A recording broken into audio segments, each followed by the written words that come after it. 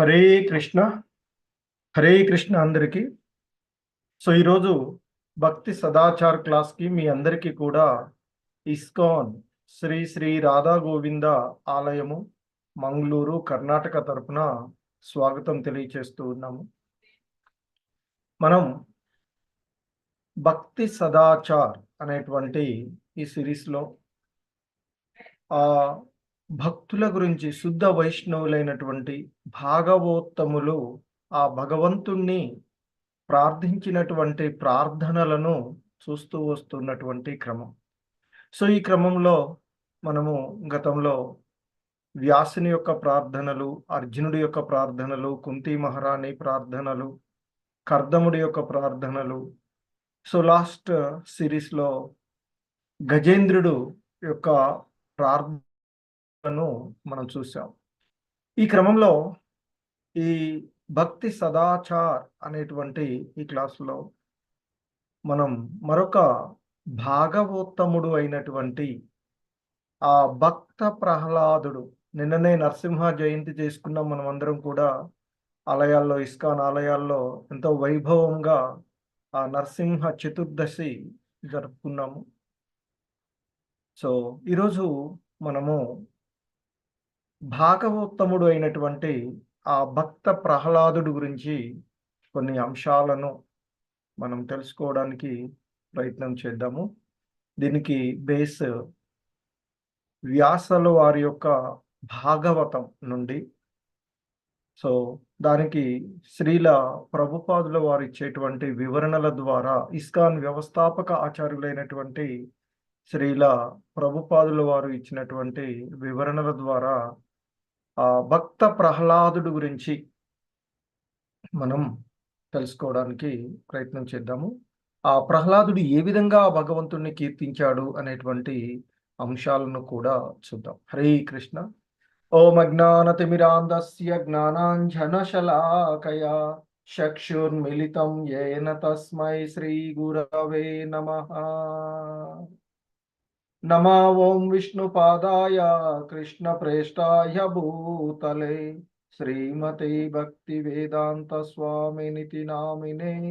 నమస్తే సారస్వతీ దేవే గౌరవాణి ప్రచారిణి నిర్విశేష శూన్యవాది పాశ్చాత్య దేశతారిణి.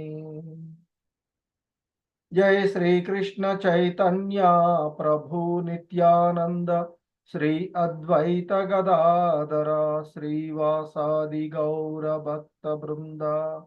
హరే కృష్ణ కృష్ణ కృష్ణ హరే హరే, హరే రామ రామ రామ హరే హరే. హరే కృష్ణ.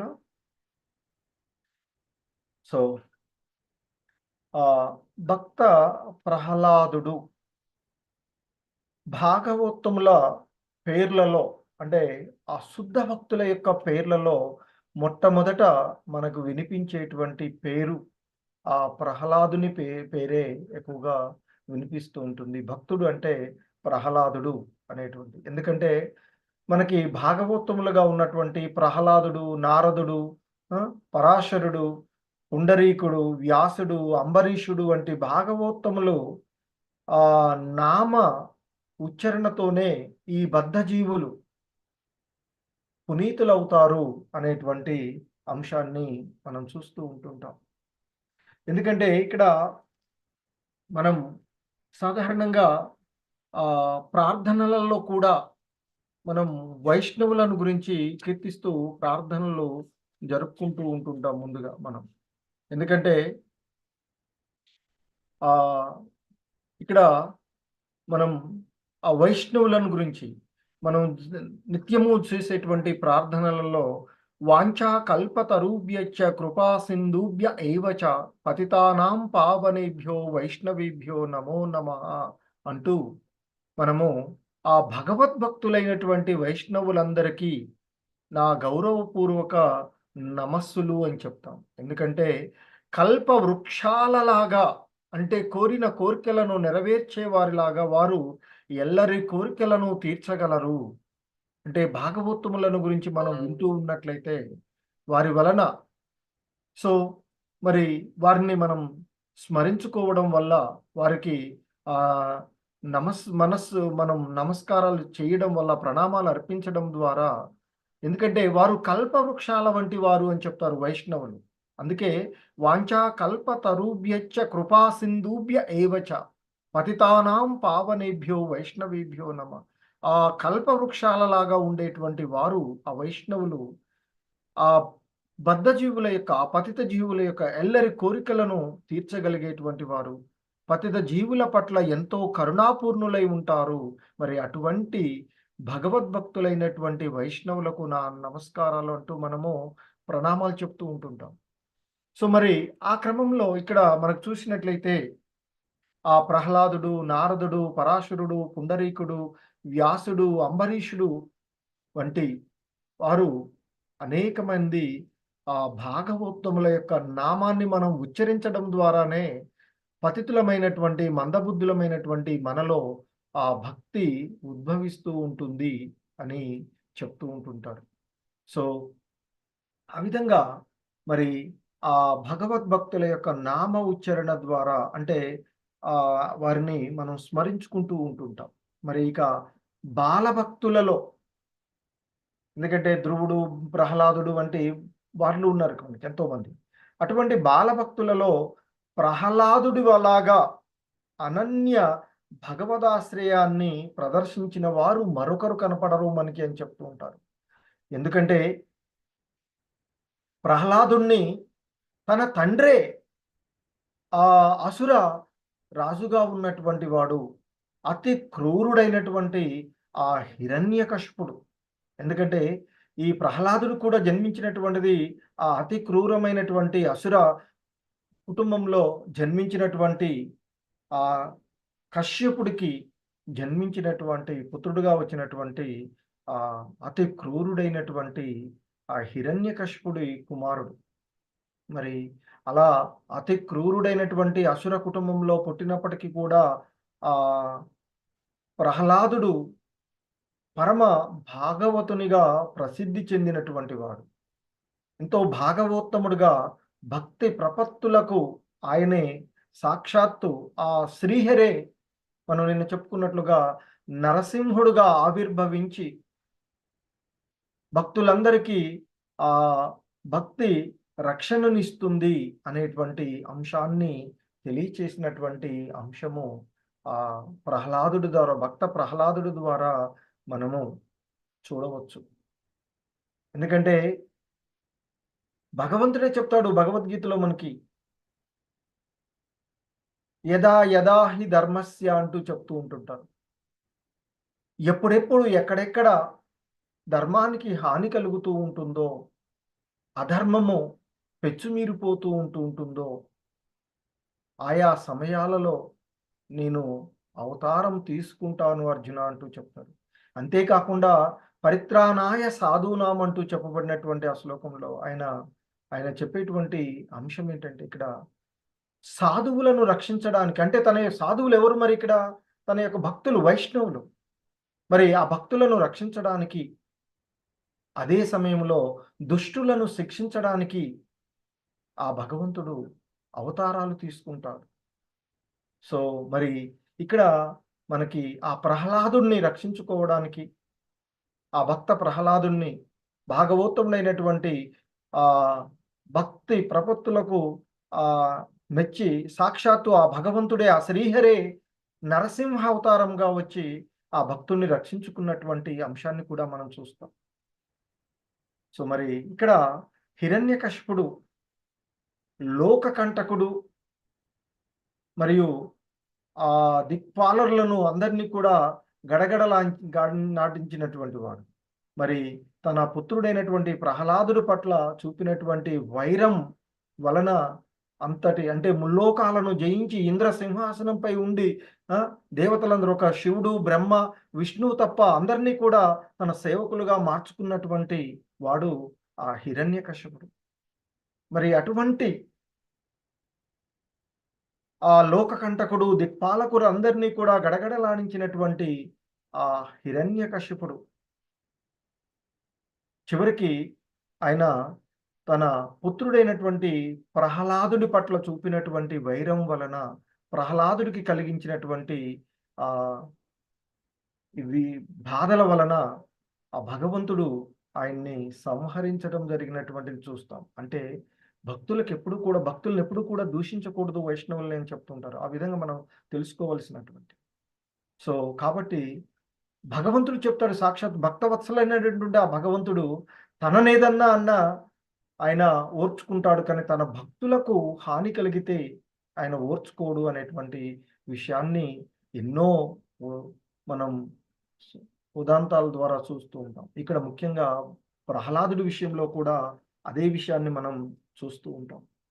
ఎందుకంటే ఇక్కడ ఆ హిరణ్యకశిపుడు అమరుడు కావాలని, ఎందుకంటే అంతకుముందు జరిగినటువంటి సంఘటనలో ఆహ్, శ్రీహరి వరాహ అవతారంలో వచ్చి ఆ కశ్యపుడు మరొక పుత్రుడైనటువంటి హిరణ్యాక్షుడిని సంహరించడం జరుగుతూ ఉంటుంది. సో, మరి ఆ హిరణ్యాక్షుడి సంహరణ జరిగినటువంటి దానికి ప్రతీకారం తీర్చుకోవాలి అని ఒక సంకల్పం ద్వారా హిరణ్యకశిపుడు ఆహ్, తను అంటే మొదట ఈ జరామరణ విముక్తుడు కావాలి అని నిర్ణయించుకుంటాడు. కాబట్టి మరి ఆ క్రమంలో అతడు శరీరం ద్వారా ధర్మ సాధన జరుగుతుంది అని తలచి ఆ అంతర్బాహ్య శుద్ధి సాధనంగా చేసుకునేటట్లుగా ఆ హిరణ్యకశిపుడు ఒక దుష్టమైనటువంటి కోరికతో ఆ శరీరాన్ని వినాశన రహితం చేయాలి అని సంకల్పించుకుంటాడు. అంటే ఆ హిరణ్యకశిపుడు ఆహ్, అంటే అమరుడు కావాలి అని వేలాది సంవత్సరాలుగా తపస్సు చేసి ఆ బ్రహ్మ గురించి తపస్సు చేస్తాడు. చేసి బ్రహ్మ దగ్గర వరం పొందినప్పటికీ కూడా ఆ వరాన్ని పూర్ణం చేసుకోలేకపోతాడు. కానీ భక్తి మార్గంలో ప్రయాణించినటువంటి భక్త ప్రహ్లాదుడు మాత్రం అనన్యమైనటువంటి హరిభక్తితో, కృష్ణానురక్తితో ముల్లోకాలలోని సకల వైష్ణవుల హృదయాలలో చిరంజీవిగా ఉంటాడు. ఎప్పటికీ ఇంకా భక్తుడు అంటే ప్రహ్లాదుడి గురించి చెప్పుకుంటాం మనం.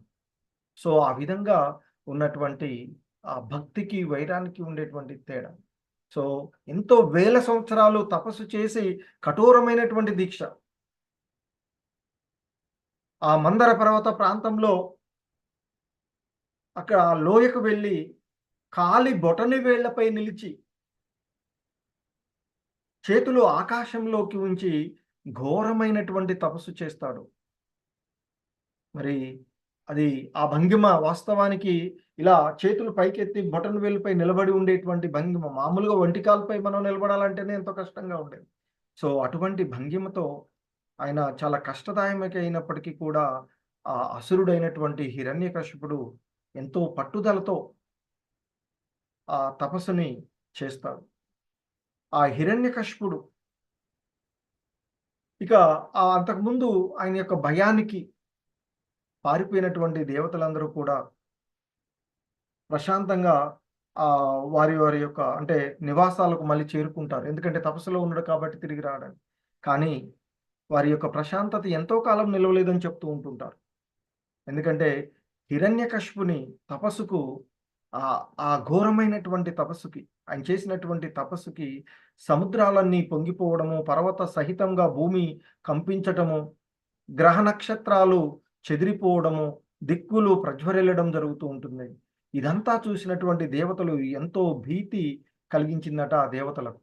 సో, అంత ఘోరమైనటువంటి తపస్సు చేస్తారు. సో, వాళ్ళందరూ కూడా శ్రేష్ఠి అయినటువంటి బ్రహ్మ దగ్గరకు వెళ్తారు. ఇక దేవతలకి సాధారణంగా ఏదైనా ఇబ్బంది కలిగినప్పుడు బ్రహ్మ దగ్గరికి వెళ్తారు. బ్రహ్మ, శివుడు వీళ్ళందరూ కలిసి మళ్ళీ విష్ణువు దగ్గరికి వెళ్ళడం జరుగుతూ ఉంటుంది.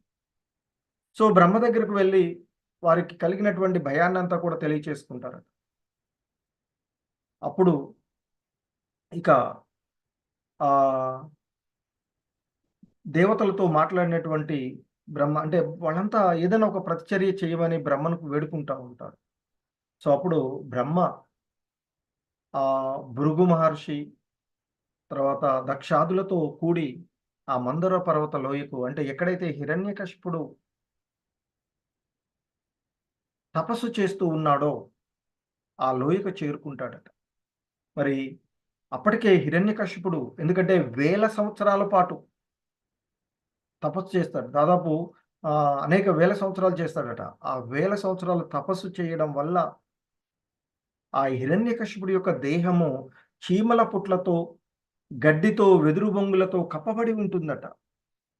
అంతేకాకుండా అనేక సంవత్సరాలు, వేల సంవత్సరాల పాటు ఉండడం వల్ల, తపస్సులో ఉండడం వల్ల, ఆ చీమల పుట్ట వాటిలో ఉండడం వల్ల ఆ దేహమంతా చీమల అంటే ఆహ్, అక్కడుండేటువంటి అవన్నీ కూడా రక్త మాంసాదులను ఆ చీమలు అవన్నీ కూడా భక్షించి కేవలం ఎముకలు మాత్రమే మిగిలి ఉన్నటువంటి స్థితిలో ఆ హిరణ్యకశిపుడు కనిపిస్తాడట.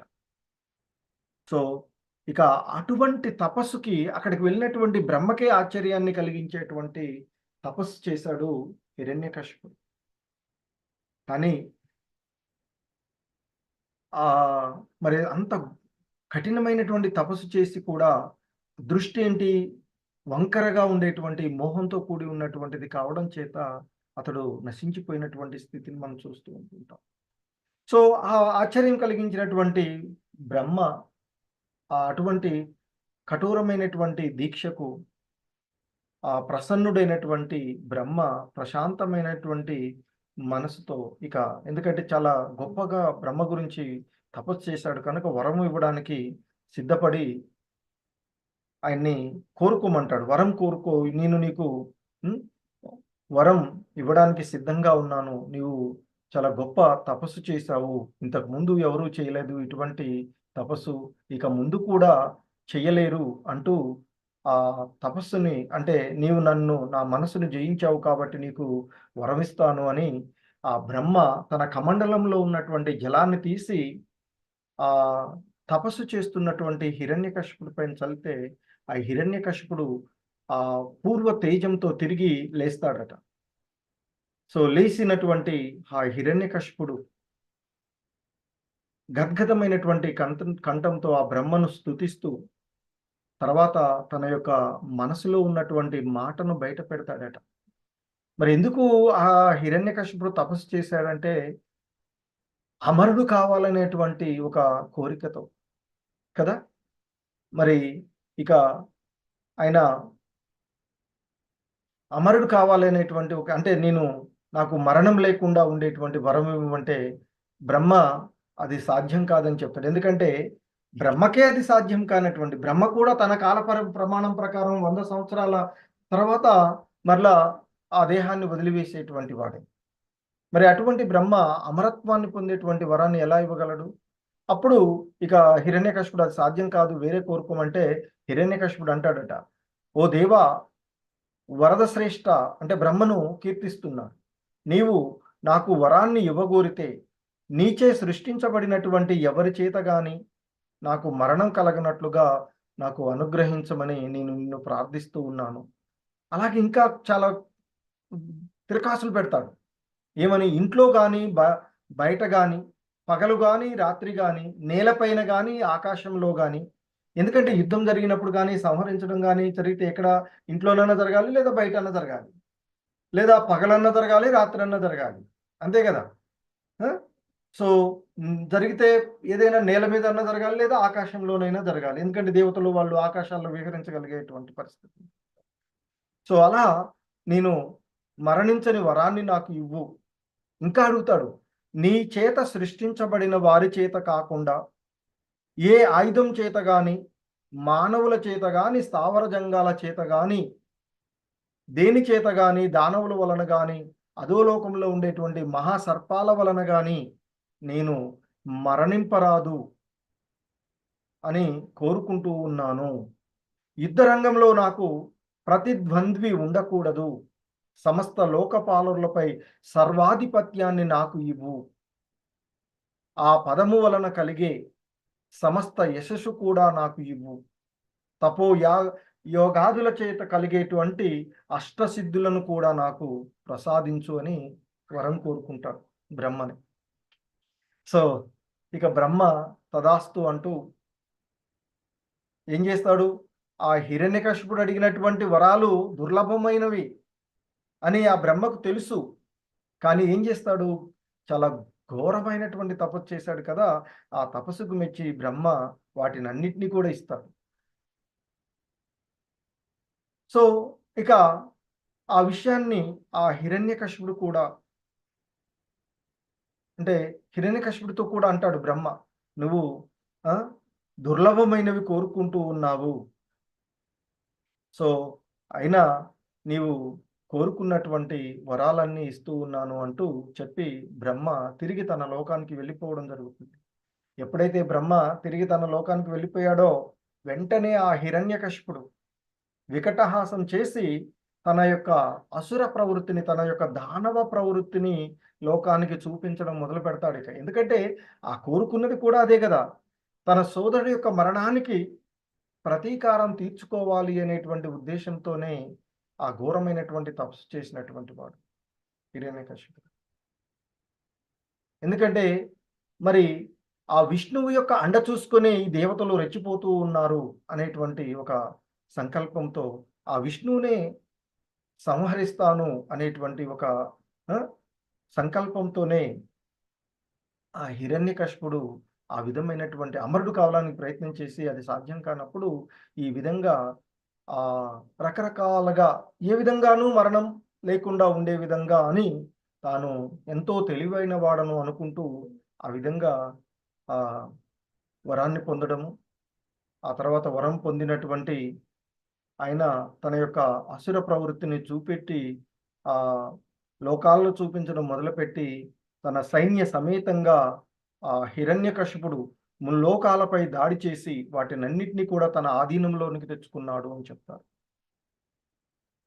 అంటే ముల్లోకాలు, అధమలోకాలు, మధ్యలోకాలు, ఊర్ధ్వలోకాలు, ఉన్నతమైనటువంటి లోకాలు అనే ఆ ముల్లోకాలను కూడా జయించి, ఆ నందనోద్యానంలో విహరించసాగుతూ ఉంటాడు.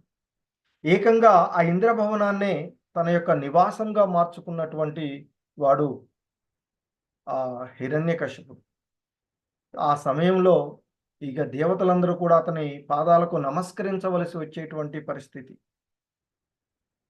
సో, ఇక ఆ విధంగా ఉన్నా కూడా ఆయన అకారణంగానే వారందరినీ కూడా కఠినంగా వారి ఎడ ప్రవర్తించడము. ఇక ఎల్లప్పుడూ కూడా మత్తు పానీయాలు తీసుకోవడము.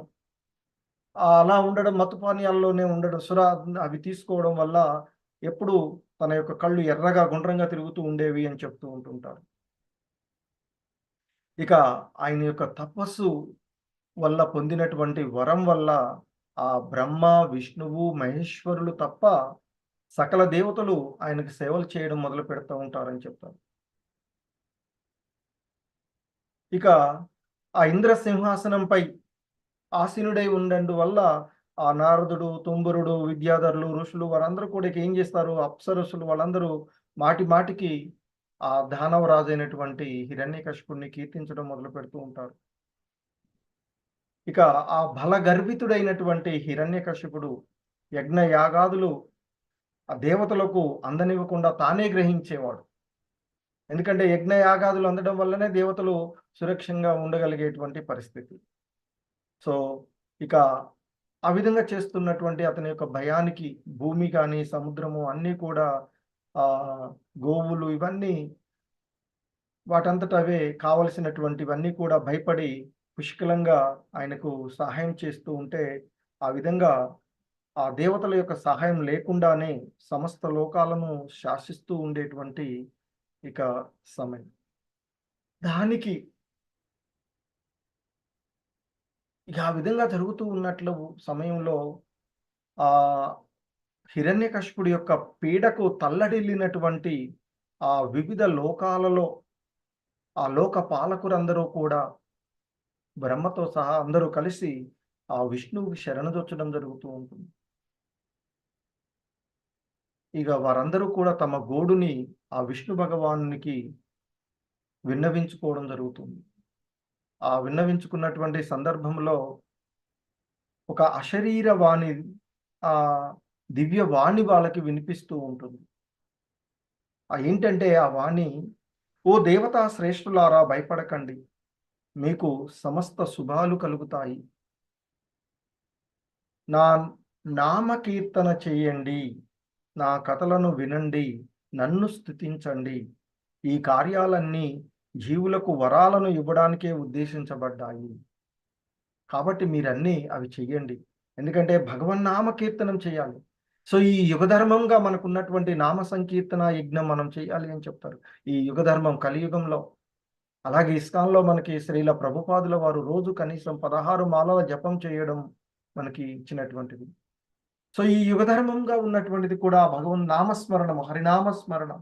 దానికి మించినటువంటిదే లేదు ఈ కలియుగంలో అని చెప్తారు. అదే హరే కృష్ణ మహామంత్రం.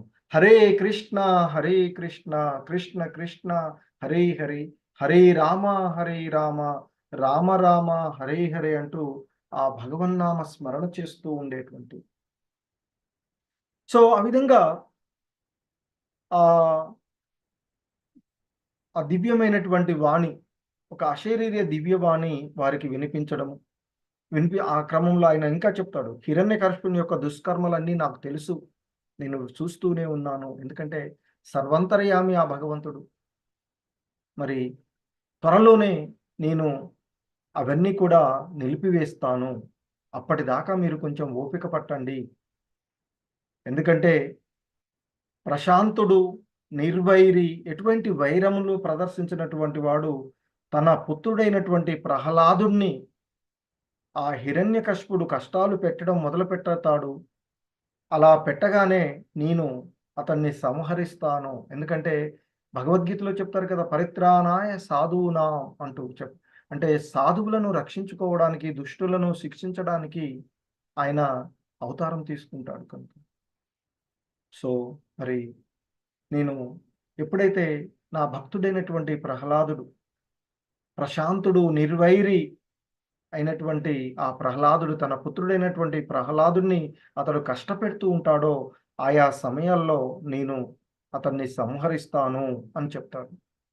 అలాగే బ్రహ్మదేవుని వరాలు ఉన్నప్పటికీ ఆ దానం వాళ్ళకి ఇంకొక సందేహం కూడా ఉంది. ఎందుకంటే మరి మానవుడి చేత గాని, దేవతల చేత గాని, పగలు గాని, రాత్రి గాని, ఇంట్లో గాని, బయట గాని కదా!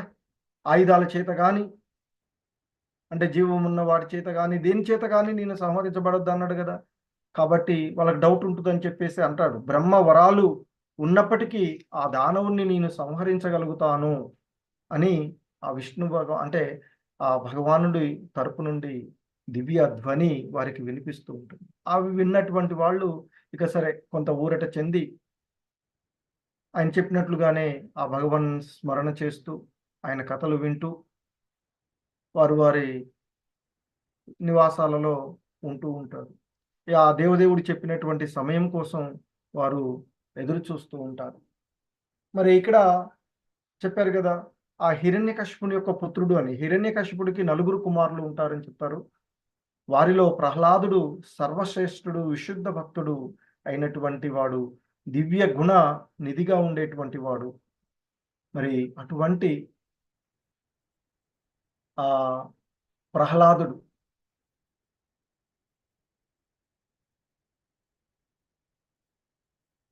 హరే కృష్ణ. సో, మరి ఆహ్, ప్రహ్లాదుడిని రక్షించడానికి నేను వస్తాను అని చెప్పారు కదా! సో, ఆ దేవతలు ఆ విధంగా ఎదురు చూస్తూ ఉంటూ ఉంటారు. వాస్తవానికి ప్రహ్లాదుడు ఇక్కడ ఈ సంఘటనలు జరుగుతూ ఉన్నటువంటి సందర్భంలో ప్రహ్లాదుడిని కష్టాలకు గురి చేసేటువంటి సందర్భంలో కేవలం 5 సంవత్సరాల బాలుడుగా ఉన్నటువంటి వాడు. అయినప్పటికీ కూడా ఎంతో చక్కటి నడవడిక కలిగినటువంటి వాడు అని చెప్తారు. పరతత్వాన్ని తెలుసుకోవాలి అనేటువంటి ఒక కృతనిశ్చయంతో బాలుడు బ్రాహ్మణ్య గుణ సంపన్నుడై ఉండేవాడు అని చెప్తూ ఉంటుంటారు. భాగవతంలో చెప్పబడుతూ ఉంటుంది. పరమాత్ముల్లాగానే సకల జీవుల పట్ల దయా స్వభావం కలిగి ఉండేటువంటి వాడు. ఎల్లరికీ కూడా మిత్రునిలాగా వర్తిస్తూ, పెద్దల పట్ల సేవకునిలాగా, దీనుల పట్ల తండ్రిలాగా, సమానుల పట్ల సోదరులాగా మెలిగేవారు గురువులను, పెద్దవారైనటువంటి తోటి శిష్యులను అతడు భగవంతునితో సమానంగా చూసేవాడు అని చెప్తారు. అంత శ్రేష్టమైనటువంటి దివ్య గుణ నిధి అయినటువంటి ప్రహ్లాదుడు. ప్రహ్లాదుడి యొక్క స్వభావాన్ని మనం ఇక్కడ చూస్తే భాగవతంలో వివరించబడుతుంది. ఎందుకంటే ఆ భగవంతుడిలాగానే ఎప్పుడు కూడా భక్తుడు భగవంతుని యొక్క స్వభావం, భగవంతునికి సేవ చేస్తూ ఆ అంశాలనే పాటిస్తూ ఉంటుంటారు. ఎందుకంటే భగవద్గీతలో కూడా ఆహ్, దైవ అసుర లక్షణాలు అంటూ చెప్తారు. దైవ లక్షణాలను కలిగి ఉన్నటువంటి వాడిలాగానే ప్రహ్లాదుడు సకల జీవుల పట్ల దయా స్వభావము, అలాగే అందరికీ కూడా మిత్రుల్లాగా, పెద్దలకు సేవలు చేస్తూ, అలాగే దీనుల పట్ల తండ్రిలాగాను, సమానుల పట్ల సోదర భావంతోను, గురువులను, పెద్దవారిని అందరినీ కూడా భగవంతునితో సమానంగా చూసేవాడు అంటారు. అలాగే విద్య, సౌందర్యము, ఉన్ ఆహ్, ఆ ఉన్నత కుల జన్మల వలన కలిగేటువంటి సహజమైనటువంటి ఆ గర్వానికి అతడు ఎప్పుడూ దూరంగా ఉండేవారు అని చెప్తారు. ఎందుకంటే అసుర వంశంలో జన్మించినప్పటికీ అతడు విష్ణు భక్తుడయ్యాడు అని చెప్తారు. ఎందుకంటే ఆ విష్ణు భక్తుడు కావడానికి ఉన్న కారణం మరలా మనం చూస్తాము. అది కూడా వస్తుంది. విష్ణు భక్తుడవుతాడు. ఆ వైష్ణవులను అతడెప్పుడు కూడా ద్వేషించలేదు. తన తండ్రి ఎప్పుడు కూడా వైష్ణవ ద్వేషిగాను, విష్ణు ద్వేషిగాను ఉండేవాడు. కానీ ప్రహ్లాదుడు ఎప్పుడు కూడా వైష్ణవులను అతడెన్నడూ కూడా ద్వేషించలేదు అని చెప్తారు. ఎటువంటి పరిస్థితిలోనైనా అతడు కలత చెందకుండా ఉండేవాడు. సో, భక్తులెప్పుడూ కూడా కలత చెందరు అనేటువంటి విషయం. భౌతికమైనటువంటి సమస్తము ఆయన వాటి ఎడ ఉండేటువంటి అనురక్తి. అంటే ఇంద్రియ భోగ వాంఛ నుండి ఎంత దూరంగా ఉండేవారు అని చెప్తూ ఉంటుంది. సో, వాస్తవానికి ఆ ప్రహ్లాదుడికి చిన్నప్పటి నుండే ఆటలపైన ఎటువంటి ఆసక్తి లేదు. ఆయన యొక్క మనసు ఎప్పుడూ కూడా సర్వదా కృష్ణ స్మరణలోనే నిలిచి ఉండేది అని చెప్తారు. ఆ కారణంగానే అతడెప్పుడు కూడా ఇంద్రియ భోగ కర్మలలో ఆ! నెలకొనాలి అనేటువంటి చింతించేవాడు కాదు అని చెప్తారు. ఆ కృష్ణుడి చింతలోనే మునిగి కూర్చోవడము, నిలబడటము, నడుచుటము, అన్నపానీయాలు స్వీకరించుట, సంభాషించుటువంటి ఏ పనులు జరుగుతూ ఉన్నా వాటిని కూడా గుర్తించేవాడు కాదని చెప్తూ ఉంటారు. సర్వము ఆ కృష్ణుడినే దర్శించేటువంటి ప్రహ్లాదుడు మనకి భక్తుల యొక్క లక్షణాలను గురించి రూప గోస్వాములు వారు చెప్తూ ఉంటుంటారు. సో, ఎందుకంటే ఆ విధమైనటువంటి భక్తితో ప్రహ్లాదుడు ఒక్కొక్కప్పుడు రోదించడము, ఒక్కొక్కప్పుడు నవ్వడము, ఒక్కొక్కప్పుడు ఆహ్లాదంగా ఉండడము, మరొకప్పుడు గానం చేస్తూ ఉండడము, అలాగే ఆహ్, ఆ ఉయ్యల్లో పడుకోబెట్టి తన తల్లి వెళ్ళిపోగానే పసిపిల్లవాడు ఎలా ఏడుస్తాడో, అదే విధంగా ప్రహ్లాదుడు కూడా కృష్ణ దర్శనం కాకపోతే ఏడ్చేవాడట. సో, ఆ విధంగా ఆహ్, ఎప్పుడూ కూడా చిన్నప్పటి నుండే కృష్ణ భక్తి భావనల్లోనే భగవల్లీలలను అనుకరిస్తూ ప్రహ్లాదుడు తన బాల్యాన్ని గడుపుతూ ఉండేవాడు. సో, దీనంతటికీ కారణము ఆయన తన తల్లి గర్భంలోనే ఉన్నప్పుడు నారదుడు ద్వారా పొందినటువంటి అంశాలు అవి ముందు ముందు మనం చూద్దాం. సో, ఆ విధంగా ప్రహ్లాదుడు తన బాల్యాన్ని గడుపుతూ ఉన్నటువంటి అంశము మనము చూస్తూ ఉన్నాము. సో, మరికొన్ని అంశాలు నెక్స్ట్ క్లాస్‌లో చూద్దాం. హరే కృష్ణ. ధన్యవాదాలు.